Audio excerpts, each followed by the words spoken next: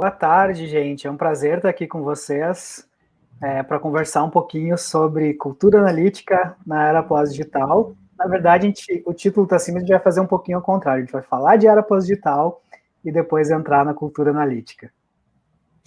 Pessoal, tudo bem? Então, como acabaram de apresentar, meu nome é Maurício, estou aqui para falar com o Felipe hoje sobre essa parte de cultura digital, tá? Essa questão toda de cultura analítica, utilização de dados, toda essa abordagem a gente vai explorar um pouquinho juntos aqui hoje.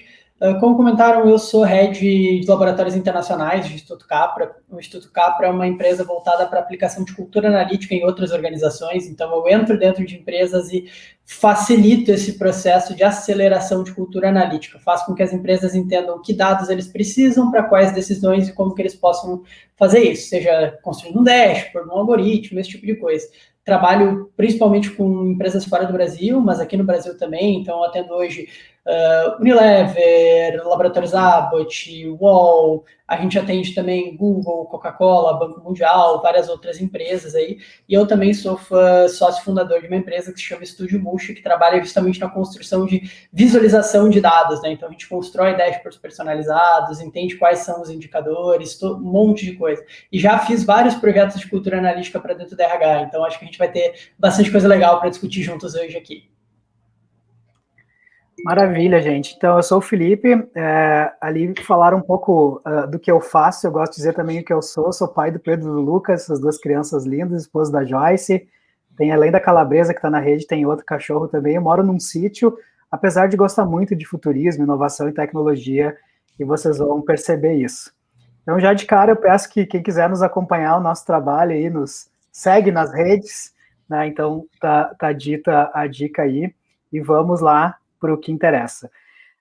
Antes de começar, só para vocês entenderem o contexto, eu vou falar rapidamente o que é a WTF. Cada letrinha do nosso nome é um pilar. O W significa wisdom, de sabedoria. A gente acredita na sabedoria e na aprendizagem de forma integral. O nosso T vem da palavra tecnologia, que representa mão na massa, e também a gente sabe que a tecnologia está mudando bastante o mundo, a gente vai falar um pouco disso. O nosso F, ele vem de futuro, principalmente da gente desenvolver uma visão de futuro, vou falar um pouquinho disso também, para a gente entender os impactos das nossas ações no tempo e no espaço. E o nosso ponto de exclamação não está ali à toa, ele significa para a gente impacto positivo, porque tudo que a gente faz na vida gera um impacto e é importante que a gente tenha esse olhar para que ele seja positivo. E aí, quando a gente junta essas três letrinhas aí, né, o W, T, o F e o ponto de exclamação, eu imagino que muitos de vocês devem ter lido assim, What the Fuck School, né? Mas na verdade tem um pilar por trás. Mas a história verdadeira é que a gente não sabia que nome dá para a escola, e um dia eu e um amigo nos olhamos, What the Fuck is this school? Esse é um bom nome, vamos deixar assim, depois a gente acha um significado para cada letra, e como vocês viram, funcionou super bem. A gente tem um propósito muito claro que está ali no centro, que é desenvolver protagonistas da transformação. De várias formas a gente faz isso, que é o que está na volta do nosso Golden Circle, mas basicamente a gente faz isso para pessoas através de cursos, né, basicamente, eventos, conteúdos. A gente não gosta de chamar muito de curso, a gente chama de experiência de aprendizagem, e aí nesse slide tem um pouquinho, uma amostra de temas que a gente trabalha. E a gente também faz trabalhos com empresas, aqui tem alguns dos nossos clientes, né, desde cursos em companies, consultorias, palestras e assim por diante. Dito isso, feito esse jabá, vamos lá. Eu quero fazer a primeira parte da nossa conversa aqui falando muito sobre tempo, sobre linhas de tempo. E para começar isso, eu já vou me reapresentar. Eu gosto muito de dizer que o meu hardware, a minha máquina, é geração X. Nasci em 77, então tenho 43 anos, então foi aquela época clássica em que a gente tirava foto no carro do papai, porque era uma super conquista. Fiz curso técnico para ir para o mercado de trabalho, especificamente na indústria. Trabalhei bastante tempo dentro da indústria. Mas apesar da minha máquina, do meu hardware ser X, eu gosto de dizer que o meu sistema operacional é geração Y. Porque eu acho que eu tenho muito mais características da geração Y do que da X. Eu gosto de balancear bem tempo de trabalho com tempo de família, gosto de desafiar o status quo. Ali no meio tem um evento que a gente fez com crianças palestrando para adulto, no outro eu estou tomando uma cerveja no meio de uma palestra, que estava todo mundo tomando cerveja e saiu palestrando não, e eu acho que isso é bem característica da geração Y. E ao mesmo tempo, eu digo que eu rodo uma máquina virtual, que é aquele software que roda dentro do software, sabe, quando a gente emula o sistema da geração Z, ou seja, eu me permito, por vezes, experimentar o que essa geração digital, nativa digital faz. Então, desde perfil no TikTok, fazer uns vídeos, e até como as duas fotos da direita que vocês estão vendo, para vocês entenderem um pouco, aquela foto do meio é uma impressora 3D que eu tenho em casa, que eu mesmo construí, ensinado por 2 alunos que eu tinha no curso de engenharia, e há uns 3 anos atrás, quase, meu óculos quebrou, e eu não quis comprar um novo, que estava muito caro, então eu desmontei a lente do meu óculos velho e imprimi essa lente que vocês estão vendo aqui, baixando um arquivo digital que estava numa plataforma colaborativa. Então isso fala um pouco de quem eu sou e da geração Z, mas eu acho que a principal reflexão aqui, e pensando em tempo, que eu acredito que a gente muito menos é e muito mais está. Então a gente não é uma geração, a gente não é alguma coisa, a gente está, e a gente pode se permitir transitar entre essas coisas. Seguindo nessa abordagem que eu quero trazer aqui de linhas de tempo, eu vou voltar agora um pouco no tempo, para a gente refletir sobre algumas coisas que aconteceram no passado. Lá atrás, a gente não viveu isso, mas nossos antepassados sim, a gente viveram, né, os nossos antepassados, uma era chamada Era Agrícola, que durou mais ou menos uns 700 anos, que o grande valor dessa era a conquista de terras. Então, se vocês olham aqueles seriados antigos de Vikings, por exemplo, tá lá o povo todo lutando por terra, e o grande valor dessa era sempre foi terra. Quando a gente passa depois para uma segunda era que surgiu, que foi a era industrial, que durou mais ou menos uns 70 anos, o valor passou a ser capital. Então, indústrias, economia, começou toda a girar em torno do dinheiro, e poder sempre significou muito dinheiro. E as características dessa era industrial, né, que sempre foi uma era que a gente levou essas características da indústria para a nossa vida, como uma vida muito mais linear, segmentada, repetitiva e previsível. Eu gosto muito de fazer um paralelo com escola, que todo mundo já passou, né? A escola é linear, a criança entra na primeira série, depois vai para a segunda, para a terceira. Se ela já sabe ler, escrever, faz umas continhas, ela não pode, na maioria das vezes, fazer um pedaço da terceira, um pedaço da quarta e o resto da quinta. Ela tem que seguir a linearidade. Segmentado porque, né, aula de português, depois aula de matemática, e aí entre uma aula e outra toca o quê? Aquela sirene, né? Que é a mesma sirene da fábrica. Repetitivo, estuda, faz a prova, passa, estuda. Se não passa, o que acontece? Na prova é reprovado, ou seja, controle de qualidades que não está ok, e tem que ser retrabalhado e voltar no processo. Isso tudo é um sistema previsível, porque a gente quer que aconteça, que as peças de uma fábrica saiam todas iguais lá no final. O grande ponto é que a gente levou muito essas características para a nossa vida. E, ao mesmo tempo que tem essa era industrial, depois a gente já viveu uma outra era, chamada era digital, que durou mais ou menos 35 anos, e o grande valor passou a ser a informação. E aí as características completamente opostas à de uma era industrial. O mundo a gente já entendeu que não é mais tão linear, conectado, momento pandemia dispensa explicação. A multidisciplinaridade passou a fazer parte da nossa vida, a gente começou a se interessar, se interessar e conhecer mais coisas diferentes, e de certa forma relacionar essas coisas, o que começou a tornar o mundo exponencialmente imprevisível, muito difícil de dizer o que vai acontecer. Só que a gente já está vivendo uma outra era, que talvez poucos saibam, que é uma era pós-digital, já há mais ou menos uns 5 anos, e que o grande valor dessa era passou a ser redes e relações. E quando eu falo aqui redes, não estou falando de rede de internet, é rede de pessoas, de coisas com pessoas, ou seja, como é que a gente enxerga e interpreta essas relações existentes. E as características dessa era, que eu denominei como SUT, né, pelas iniciais das palavras, é uma era que é muito sistêmica, ou seja, as coisas estão muito interrelacionadas. Outra característica, a gente está num mundo ubíquo. O ubíquo vem de onipresença, ou seja, a gente está presente em mais lugares ao mesmo tempo. Por exemplo, eu estou na minha casa fazendo uma palestra, nós estamos todos juntos nessa tela aqui, compartilhando um momento tela. Talvez vocês tenham conversado no WhatsApp com alguém que está em outro lado do planeta, então a gente está mais de um lugar ao mesmo tempo. Ao mesmo tempo que a gente vive um mundo extremamente caótico, bem no sentido da gente não conseguir interpretar o que acontece tudo ao mesmo tempo, e também a gente já entendeu que o mundo é mais holístico. Holístico no sentido de a gente evitar separar as coisas. Acho que um bom exemplo que a gente está vivendo agora, nesse momento, né, e pode ser que aconteça aqui, alguém gritar, dar um barulho, um cachorro, porque a gente não consegue mais separar a vida profissional, por exemplo, da vida pessoal. A gente entendeu que é tudo, está tudo misturado, e isso já é aceitável e entendível nessa nova era. Eu poderia traçar também essas linhas de tempo olhando para revoluções industriais, e principalmente pautados pelas tecnologias que fizeram essas revoluções industriais acontecerem. Então, a primeira durou 120 anos, e a tecnologia foi a máquina a vapor. Depois veio uma segunda revolução, que durou mais ou menos esse tempo, e a tecnologia da vez foi energia elétrica. Aí veio uma terceira, que durou 35 anos, e a tecnologia foi a automação, muito na figura dos robôs industriais dentro das fábricas, e hoje a gente vive a quarta revolução, já há mais ou menos uns 15 anos, e a grande tecnologia da vez é a internet das coisas, ou se a gente quiser simplificar, dá para chamar só de internet. Vocês devem ter reparado um certo padrão de comportamento nessas barrinhas que foram se formando aí na base do meu slide. Uma pena que eu não consigo ver o que vocês estão dizendo ou pensando agora, mas eu tenho quase certeza que vocês perceberam um padrão de comportamento que diz que esses períodos entre rupturas, eles estão ficando cada vez menores, certo? O que significa que essas rupturas estão sendo cada vez mais frequentes na nossa vida. E não só mais frequentes, mas também elas, de uma certa forma, estão se tornando cada vez mais complexas. À medida que passa uma revolução, uma era, mais complexa ela se torna, e a gente pode ver isso pelas próprias características que eu trouxe ali de cada uma das eras anteriores. Tem um outro ponto que é importante, que essas rupturas que eu falei ali, que é quando quebra uma barrinha e começa outra, ela não necessariamente tem uma data para acabar uma e começar outra, não é tão estanque assim. Elas se confundem no tempo. Por quê? Porque o futuro, ele não chega ao mesmo tempo para todo mundo, mas invariavelmente ele chega. Então pode ser que em algum momento a gente está percebendo as coisas numa lógica muito mais industrial e para outras muito mais pós-digital, por exemplo.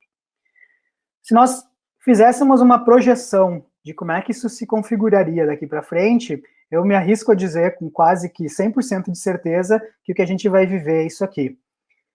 E me dei o luxo de chamar isso de nano-revoluções, ou seja, revoluções cada vez mais curtas em tempo, mais complexas e mais frequentes na nossa vida. Para deixar essa análise um pouquinho mais interessante, eu vou colocar outra variável em cima desse gráfico, que é a nossa expectativa de vida. Vocês devem saber que a expectativa de vida nossa, da humanidade, ela vem crescendo ao longo do tempo também num ritmo exponencial. O que faz a gente perceber que, sei lá, no quadrinho azul bem da esquerda ali, os nossos bisavós, tataravós, eles nasciam numa era, viviam durante aquela era e morriam naquela era, ou numa revolução. Ou seja, eles quase que não enfrentavam processos de grandes mudanças. Enquanto que a gente, né, é essa barrinha bem da direita, que nasceu numa era, numa revolução, já passou por outra e vai ter um monte para vir pela frente. Ou seja, a gente precisa entender e aceitar que essa é a nossa nova realidade de vida. E aí, tem um monte de gente que dá nomes diferentes para isso. Tem desde modernidade líquida, porque a gente saiu de uma modernidade que era sólida, rígida, agora é tudo mais fluido. Existe um outro conceito que se usa, que é o darwinismo digital, que vem lá de Charles Darwin, o pai da biologia, que dizia que não é a espécie mais forte nem mais inteligente que sobrevive, e sim aquela que melhor se adapta às mudanças. Tem o termo VUCA, que talvez vocês conheçam, que é um mundo volátil, incerto, complexo e ambíguo. Tem o termo BUNNY, que surgiu agora, que é frágil, ansioso, não linear e incompreensível. Tem o termo SUT, que eu falei antes, que é o sistêmico, ubico, caótico, holístico. Ou seja, tem um monte de nomezinho para dar para isso, mas mais importante do que entender o nome é a gente entender um pouco o que isso impacta de fato na nossa vida e como é que a gente pode lidar com esse novo contexto. Inclusive, deve estar indo agora já aí no chat para vocês, a gente tem um livro na WTF que fala um pouco desse assunto que eu acabei de falar, que se chama PQP, vocês devem já ter percebido que a gente gosta de trocadilhos, né? Então, PQP não é o que vocês pensaram, é pessoas que protagonizam, que ele é gratuito, está lá disponível para ser baixado e que trata bastante desses assuntos. Mas eu vou voltar aqui um pouquinho para o VUCA, que eu acho que é importante a gente compreender um pouco disso. O que acontece? Basicamente, existem duas formas diferentes e antagônicas de inovar dentro das empresas. Uma forma seria uma forma um pouco mais linear, digamos assim, mais tradicional, que eu vou inovando incrementalmente. Vamos imaginar, vou pegar um exemplo, tá? Imaginem uma rede de hotéis, e aí a rede de hotel tá lá inovando aos pouquinhos. Então ela vai lá, pô, agora eu vou botar internet de graça em todos os quartos, agora eu vou implantar uma fechadura eletrônica, agora eu vou fazer um serviço de não sei o que com um aplicativo para pedir a comida no quarto. Aí vai inovando devagarinho sempre. E aí tem outro tipo de empresa que faz inovações muito mais disruptivas, que elas conseguem perceber que alguma coisa está mudando de alguma forma e começam a querer fazer coisas que vão modificar o mercado. E na metáfora, por exemplo, da rede hoteleira, poderia ser um Airbnb da vida aqui, que está lá, eu vou botar meu mouse aqui, não está aparecendo, mas imagina naquela retinha ali embaixo, né, bem ali embaixo, bem no comecinho da curva, vai fazendo alguma coisa, parece que não sai do lugar, parece que está estagnado, parece que está estático, parece que não vai dar certo. Aí tá o pessoal lá da rede hoteleira, que é da linha retinha de cima, tá dizendo assim, esse troço do Airbnb não vai dar certo, isso não funciona. Por quê? Porque essa visão é de quem está operando numa lógica de eficiência. O que eu quero dizer com isso? Quem está inovando devagarinho sempre está sendo muito mais eficiente naquele primeiro estágio, naquele primeiro momento, do que quem está tentando fazer alguma coisa diferente. Só que quando vira o jogo, e por exemplo, o Airbnb já virou o jogo da rede hoteleira há muito tempo, se forma uma outra área do outro lado do gráfico, que é o que a gente chama de mundo VUCA, né? Ou qualquer um dos aqueles termos que a gente trouxe ali. Ou seja, tudo se tornou, de uma hora para outra, volátil, incerto, complexo e ambíguo. É aquela história, não estou entendendo o que está acontecendo. O que eu faço?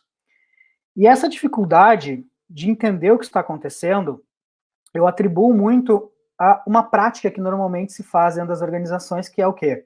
Eu pego algo que alguém fez, que acho legal, eu vou lá, copio, colo e edito. Né? Eu pego algo que alguém fez, trago para a minha realidade, faço umas adaptações para adaptar a minha realidade e acredito que estou evoluindo. Só que quando a gente está seguindo tendências ou fazendo coisas que outras empresas já fizeram, de uma certa forma, na minha interpretação, a gente está olhando para o passado. A gente não está inovando de fato. Enquanto que a gente precisa começar a desenvolver cada vez mais, dentro das organizações, um olhar para o futuro.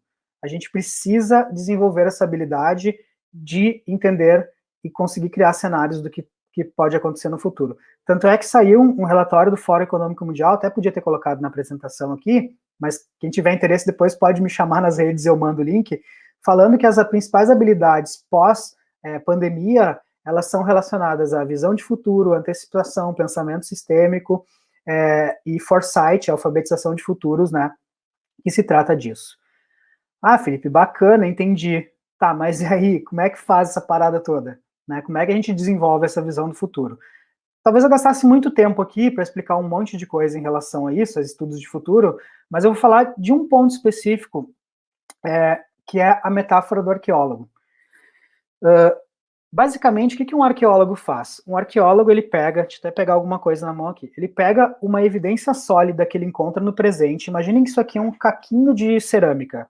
Eu achei um caquinho de alguma coisa, né, achei esse caquinho, e eu começo com essa evidência sólida a fazer análises, e descubro que o material era do tipo tal, esse material era encontrado numa região tal, mas eu encontrei esse caco em outra, então eu deduzo que tinha transporte já na época.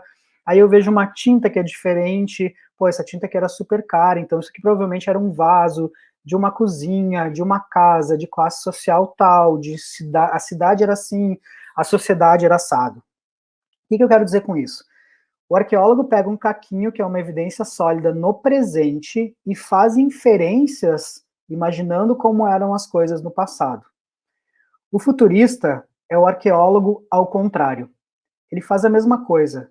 Como é que ele faz? Ele encontra evidências sólidas no presente, caquinhos de coisas que estão acontecendo agora, para fazer inferências de como que essas coisas podem influenciar o mundo no futuro. Esses caquinhos de presente a gente chama de sinais fracos. E além de encontrar esses sinais fracos e ver o que está acontecendo no mundo de hoje, para fazer inferências de como pode ser a sociedade, ou como deve, ou como a gente quer que seja a sociedade no futuro, a gente precisa se munir, digamos assim, de bastante repertório, de bastante insumo para conseguir fazer isso. E uma das grandes formas que se tem para fazer isso, né, existem outras, mas uma delas que é super importante, é a temática da nossa palestra aqui, é a tal da cultura analítica, que ela pode ajudar e muito nessa interpretação de cenários futuros, que eu vou passar agora a palavra para o Maurício continuar a nossa fala e explicar um pouquinho como é que essa tal da cultura analítica pode nos ajudar a entender melhor esse mundo de agora e do futuro. Exatamente. Então, como o Felipe estava falando, né, a gente vem evoluindo aí dentro dessas fases de humanidade como um todo, historicamente. E a humanidade, tá, gente, não para de crescer. A gente está vendo um crescimento exponencial aí, e, na verdade, agora a gente está vendo todos os últimos anos aí um crescimento de mais de 1% da população. A população no mundo cresce mais de 1%. E quando a gente começa a falar de cultura analítica, de todas essas etapas, a gente começa a falar de dados e, por consequência, também fala de internet. O que acontece? Hoje o mundo tem uma penetração de internet muito alta, tá? A gente fala aí de 59% de penetração de internet em 2020. Esse é um fator muito relevante, gente, para a construção de dados. E quando a gente olha para o Brasil, isso fica mais evidente ainda. O Brasil tem uma média de 71% de penetração de internet, isso é muita coisa. E aí, quando a gente começa a falar de tempo de uso de internet, aí sim que o Brasil começa a destacar.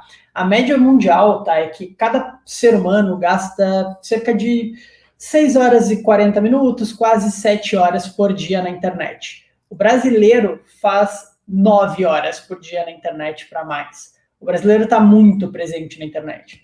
E além disso, quando a gente fala de mídia social, a gente também está muito acima da média. A média mundial é gastar aí 2 horas e meia, no máximo, em mídias sociais. O brasileiro gasta 3 horas e meia. A gente fica muito, muito, muito ativo dentro da internet. E o que acontece? Tudo isso, todo esse avanço de tecnologia, toda essa penetração, toda essa mudança, fez com que a gente entrasse nessa era da cultura analítica agora e começasse a gerar dados o tempo inteiro. A sociedade está gerando muito e muitos dados. Tem uma estimativa do IDC de que até 2025 a gente vai estar gerando 175 zettabytes de dados como humanidade, por causa dessas penetrações de internet, novas tecnologias, tudo isso. Para vocês entenderem a escala das coisas, tá, gente? 1 zettabyte, ele é equivalente a 1 milhão de petabytes, que é equivalente a 1 milhão de gigabytes. Então imagina assim, aquele pendrivezinho de 1 giga de vocês lá, a gente precisa de 1 bilhão desses para fazer 1 zettabyte. E é isso que a gente está gerando de dados na humanidade agora. Isso é tanta informação, gente, que os nossos computadores nem conseguem mais processar isso. Estão se criando supercomputadores, está se desenvolvendo um negócio que se chama computação quântica, para poder trabalhar esse volume de dados, porque é muita coisa. E esse volume grande de dados, tá, gente, que gerou o assunto da moda, que todo mundo já deve ter ouvido falar em algum momento e que todo mundo está tentando contratar alguém que entenda sobre isso, que é Big Data. Big Data é exatamente essa evolução, tá, gente? Essa questão de se ter muitos dados e se conseguir tirar valor desses muitos dados. Então, além de ter muito dado, a gente precisa poder acessar ele e trabalhar esse dado. Mas a ideia por trás disso, tá, gente, é pegar esses dados e transformar eles em valor. E aí, lá em 2015, se começou a ter uma conversa de que existiam empresas que estavam fazendo isso, gerando valor, e elas estavam trabalhando, basicamente, se tornando data companies, empresas baseadas em dados, e se começou a falar que, na verdade, o que estava acontecendo é, dados são o novo petróleo. Ou seja, as empresas estão pegando um insumo que é dado e elas estão transformando isso em informação e gerando muito, muito valor. E aí a gente viu várias empresas surgirem dentro disso, tá, gente? O Uber, a Amazon, o Airbnb, que o Felipe estava falando antes, o Google, a Tesla, tem muitas e muitas empresas surgindo no mundo que utilizam de dados para gerar mais valor e, com mais valor, conseguir gerar mais dinheiro. Isso começou a gerar um novo tipo de economia, que a gente chama de data economy, que é basicamente, se esse conceito de que os dados realmente são o novo petróleo, Analytics, a análise desses dados, a gente pode definir como um motor, é o que usa esses dados e gera valor para todo mundo. Então, quando a gente fala de que os dados eles têm valor, sim, eles têm um valor, mas só quando a gente transforma dados em informação para tomar decisão. Quando eu trabalho em projetos, eu sempre falo isso para os clientes e explico, olha, gente, vocês podem ter 1 bilhão de dados, muito e muito, muito dado, histórico perfeito de dados. Vocês só vão tirar valor disso se vocês começarem a usar isso para tomar decisão. Se esse dado vier para te ajudar a pensar, aí ele tem um grande valor. Se ele está vindo só para dizer que isso está aqui, ó, o que diz aí que eu estou certo? Pega os dados e me mostra. Aí esses dados não têm valor nenhum. E dentro dessa camada de dados, surgiu um novo tipo de profissional, que provavelmente todo mundo aqui que já trabalhou com recrutamento deve ter passado pela sua mesa em algum momento esse profissional aqui, que é o cientista de dados. O que é o cientista de dados, gente? Basicamente, ele é o profissional responsável por fazer esse processo de transformação dos dados em informação. E aí surgiram várias pesquisas falando sobre isso. Mas para explicar para vocês o que é um cientista de dados, tá? O cientista de dados é alguém que entende de matemática e estatística, então sabe falar sobre machine learning, sabe falar sobre experimentação, sabe falar sobre teoremas matemáticos, entende bastante sobre isso. Legal. Além disso, o cientista de dados tem que saber programar. Então, ele vai ter que ser alguém que entende muito de computação, entende de programação voltada para construir software, para mexer com banco, que são duas coisas bem diferentes. Então, tem que ter um background de tecnologia. Legal. Além disso, esse cientista de dados ele tem que entender de soft skills, então ele tem que saber falar, ele tem que entender do negócio, ele tem que ser curioso, ele tem que ter uma mentalidade estratégica, tem que saber se posicionar ali dentro, e tem que ser bom em comunicação. Ou seja, vai ter que saber construir apresentações que façam sentido, vai ter que conseguir conectar coisas, e hoje em dia até entender um pouco de design para fazer dashboards, tudo isso. Teve um cientista de dados da Intel que mapeou todas as skills que são necessárias para se tornar um cientista de dados completo. É isso aqui só, gente, são só essas skills aqui, são 210 skills.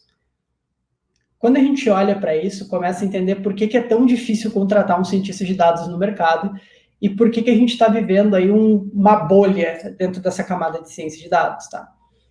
Ninguém nunca vai ter todas essas skills. Na verdade, o cientista de dados, ele tem vários formatos, e a área de ciência de dados, tá, gente, ela é maior do que uma pessoa só.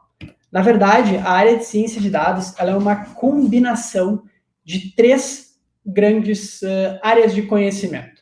O conhecimento de negócio, que pode ser o conhecimento de RH, pode ser o conhecimento de vendas, de financeiro, marketing. Então, basicamente, são áreas de negócio e estruturas de conhecimento. Vocês podem ter um cientista de dados especializado em analisar dados de RH, por exemplo. Tem uma camada de ciência, que aqui a gente define ciência como estatística, matemática, toda essa parte mais robusta, e uma parte de tecnologia, que é o cara que entende de programação, de banco, de todas essas coisas. Quando a gente combina essas áreas de conhecimento, a gente gera a camada de ciência de dados, tá? E aí, ali no meio é onde está o valor. E aí todo mundo pensa, bem, eu vou contratar alguém que entenda de tudo isso, e aí eu vou conseguir ter o pote de ouro. Mas, na verdade, tá, gente, encontrar uma pessoa que consiga fazer tudo isso é tão fácil quanto encontrar um unicórnio. A verdade é que esse ser humano não existe, tá? A gente define ele como cientista de dados unicórnio porque ele não existe, ninguém nunca viu. Todo mundo fala que existe, todo mundo fala unicórnio, unicórnio, unicórnio, mas tu nunca viu na natureza andando um unicórnio pela rua. É a mesma coisa aqui. Esse ser humano ele não existe, gente. Vocês nunca vão achar alguém que é especialista em negócio, especialista em tecnologia, especialista em ciência. Se vocês conseguirem me encontrar alguém dentro do mundo de tecnologia que sabe conversar super bem com o negócio, apresentar, participar e nananã, olha, essa pessoa já tem um grande valor, porque é difícil a gente achar pessoas dentro da área de tecnologia que saibam lidar com pessoas e fazer esse trabalho. Não é fácil achar esse tipo de profissional. E além disso, tu conseguir achar um cara que entende muito de uma área específica de negócio e da camada científica, matemática, estatística, é muito, muito difícil. E essas pessoas, quando a gente acha alguém que talvez se encaixe um pouco, elas são muito caras. Por isso que a gente fala que, na verdade, é uma combinação de áreas. Ou seja, a gente não precisa de um cientista de dados. A gente precisa de um time, e esse time não é um time só de tecnologia. Esse é um time que inclui pessoas de várias áreas diferentes. A gente vai ter que ter um estatístico, a gente vai ter que ter um cara especialista em banco, um engenheiro de dados, um analista de dados. Então, quando a gente combina essas pessoas diferentes, a gente consegue formar uma área de dados. Então, o objetivo da ciência de dados, como o objetivo é apoiar a tomada de decisão, a área de ciência de dados entra nisso. A gente entra como uma área de suporte e não como uma área de tomada de decisão. E isso também começa a confundir um pouco o negócio quando se começa a falar disso. Então, vamos voltar e definir uma coisa. Ciência de dados é a combinação das 3 áreas, né? Negócio, ciência e tecnologia. O valor que ciência de dados gera é apoiar a tomada de decisão. Eu tenho que decidir se eu vou contratar uma pessoa ou não. Legal. Que informações tu precisa para tomar essa decisão? Eu preciso saber se ela preenche todos os requisitos da vaga, se ela tem experiência nisso, se ela se encaixa com a cultura da empresa, se ela consegue ser comunicativa, se ela aceita as condições da vaga e se ela vai se dar bem com o líder. Legal.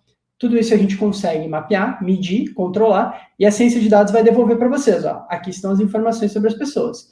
essas pessoas aqui encaixam tanto por cento. Agora, se tu vai contratar elas ou não, essa decisão é tua, ou do líder, ou de seja lá quem for, e não minha como cientista de dados. Eu estou te dando as informações que tu pediu. Se elas apoiam a tua decisão, ótimo. Se elas não apoiam, eu tenho que te dar outras informações.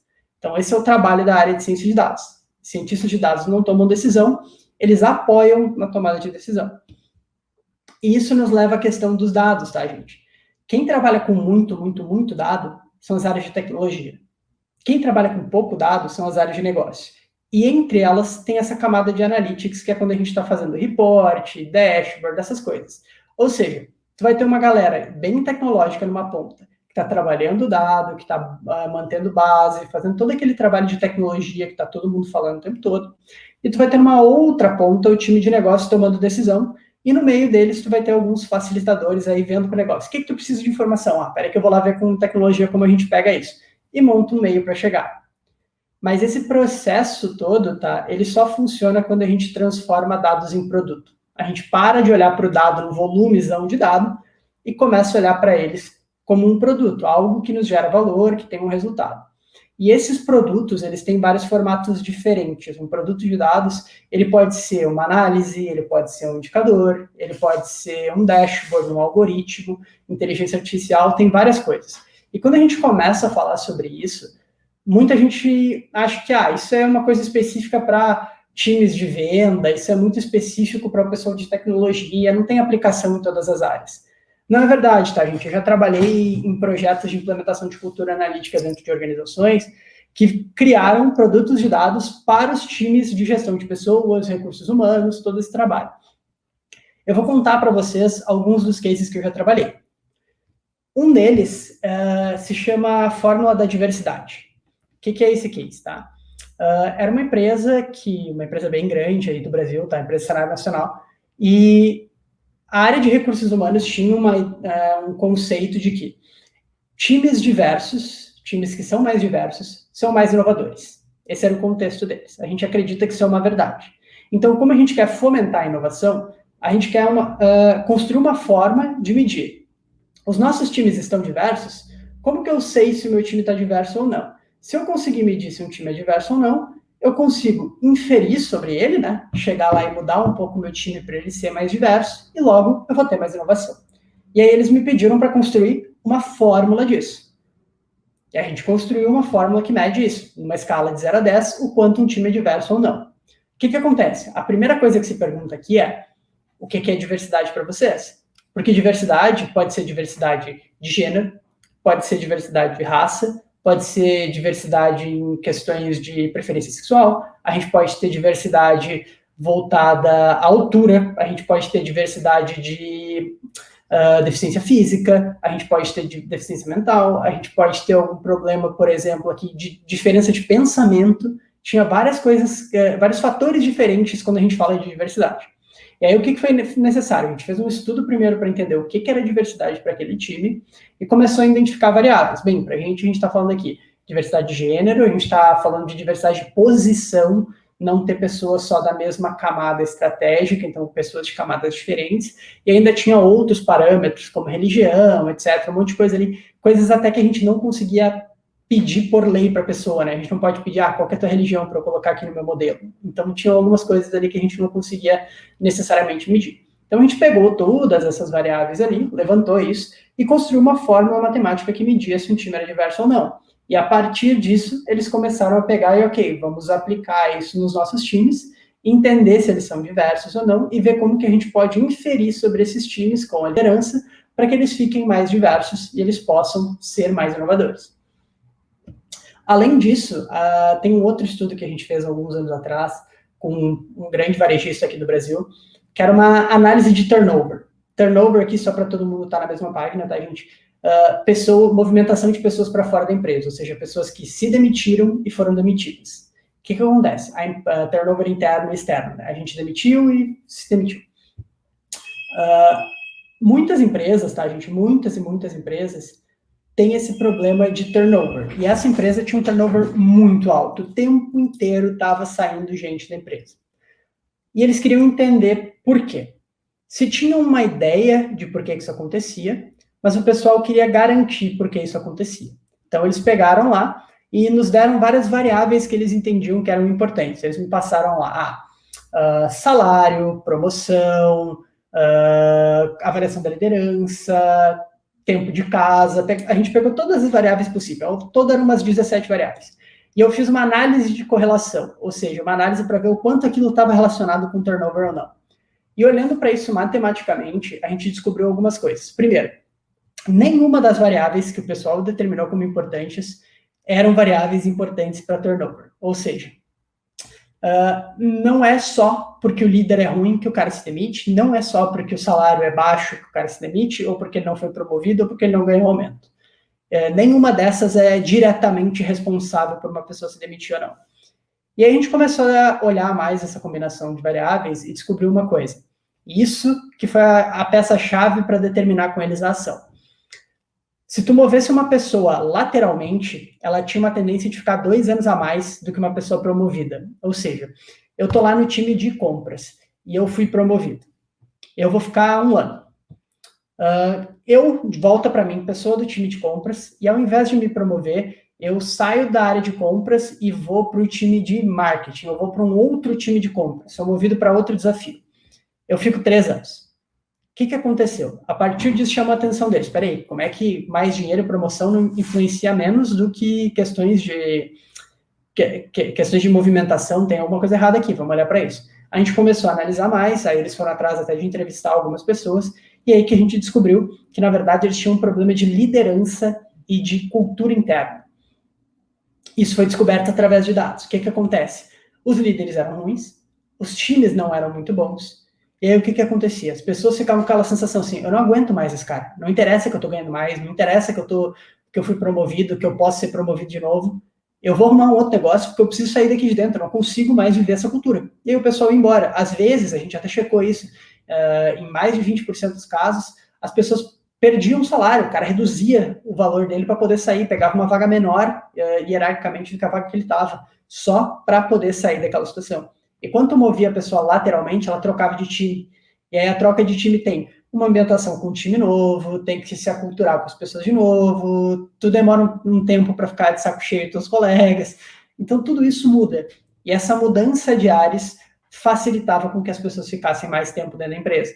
E aí, o que eles fizeram? Fizeram um estudo de avaliação da liderança, a gente construiu uma ferramenta que avaliava os líderes lá, e aí eles pegaram todas essas variáveis e começaram a fazer uma reciclagem da liderança e uma reorganização de cultura de time para que as pessoas pudessem ficar mais. E com isso, eles conseguiram baixar o turnover. Mas isso, o importante disso, não foi um algoritmo, não foi uma aplicação tecnológica mega avançada que resolveu isso. A gente entendeu um problema com eles, identificou uma coisa baseada em dados, e aí desdobrou isso em uma estratégia, em uma tomada de ação. Quem resolveu o problema não foram os dados. Quem resolveu o problema foi o time de gestão de pessoas que, ao identificar através dos dados o problema, criou um plano para lidar com isso. Então, esse é o papel dos dados, ajudar a gente a lidar com isso. E tem várias formas de fazer, e todas as organizações podem lidar com isso, não depende necessariamente só do time de dados. Então, gente, todo esse trabalho ele é inútil se ele não está associado a uma tomada de decisão. Se não tem uma tomada de decisão, não serve para nada. Então, por isso que tem negócios bem grandes na bolinha ali. Então, gente, para usar dados na nossa tomada de decisão, a gente precisa entender qual que é a decisão. Aí que a gente consegue efetivamente fazer isso. Esse é o contexto todo desse universo de dados que eu tinha para falar para vocês, tá? E se vocês quiserem baixar os slides, vocês podem usar o QR Code aqui, e o link foi compartilhado também, né, Felipe? Imagino que vão colocar aí. Gente, espero que a gente tenha provocado algumas reflexões, ou até alguns incômodos em vocês. Eu acho que incômodos naquele bom sentido, assim, né? Nossa, como é que eu posso levar essas coisas todas para dentro da minha organização? Então, aí tá os nossos contatos. Tem um e-mail no outro slide também, mas no PDF, vocês baixando, vocês vão ter acesso a tudo. Sintam-se à vontade para entrar em contato conosco se precisar de alguma coisa, e a gente está de volta depois da próxima palestra no painel para conversar também um pouquinho mais com vocês sobre as dúvidas e as discussões. Muito obrigado.